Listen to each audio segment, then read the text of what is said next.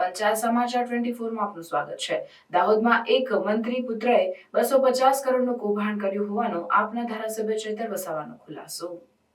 અમે જ્યારે પંચાયત ગ્રામ ગૃહ નિર્માણની માંગણીઓ પર ચર્ચા હતી તેમાં મેં પણ ભાગ લીધો હતો અને જે દાહોદ જિલ્લામાં મંત્રી પુત્ર દ્વારા 250 કરોડનું કૌભાંડ કરવામાં આવ્યું છે એમાં એ પ્રકારનું કૌભાંડ કરવામાં આવ્યું છે કે દાહોદ જિલ્લામાં મટીરીયલ મનરેગામાં 40-60 નો રેશિયો હોય છે।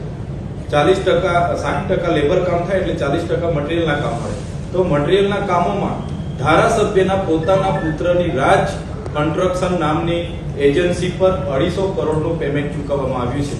19 જેટલી પંચાયતોએ ફરિયાદ આપી અને એ પંચાયતોએ કીધું કે અમારા ત્યાં જે પેમેન્ટ ચૂકવાયું ને કામો બતાવવામાં આવ્યા છે કામો થયા નથી।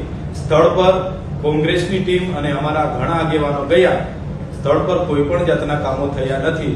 તો સવાલ એ થાય છે કે જે ધારાસભ્ય બનતા હોય એમના લોહીના સંબંધ ધરાવતા પુત્રને કઈ રીતે આટલી મોટી એજન્સી આપવામાં આવે? એટલે આ માત્ર દાહોદનું કૌભાંડ છે। અમારે નર્મદા, છોટાઉદેપુર, ભરૂચ અને બીજા જિલ્લાઓમાં જલારામ એન્ટરપ્રાઇઝ કરીને એક એજન્સી મટીરીયલ પૂરું પાડવા માટે આવી હતી। એ એજન્સીએ પણ છેલ્લા 5 વર્ષમાં જો આપણે તપાસ કરાવીએ તો કમસે કમ 2200 થી 2500 કરોડનું કૌભાંડ એ એજન્સીએ કર્યું છે।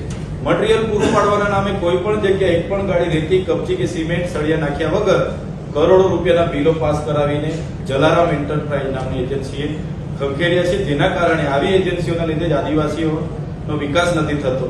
આદિવાસીઓ માટે જે ગુજરાત અને કેન્દ્ર સરકાર ગ્રાન્ટ ફાળવે છે તે એનજીઓ, એજન્સીઓ, મોટા નેતાઓ અને અમલીકરણ અધિકારીઓ સાથે બેસીને એનું પ્લાનિંગ કરે છે કે આમાંથી કેટલું અમને મળશે અને એ પ્રકારના બિનજરૂરી કામો મૂકીને પૈસા ખંખેરી લેવામાં આવે છે।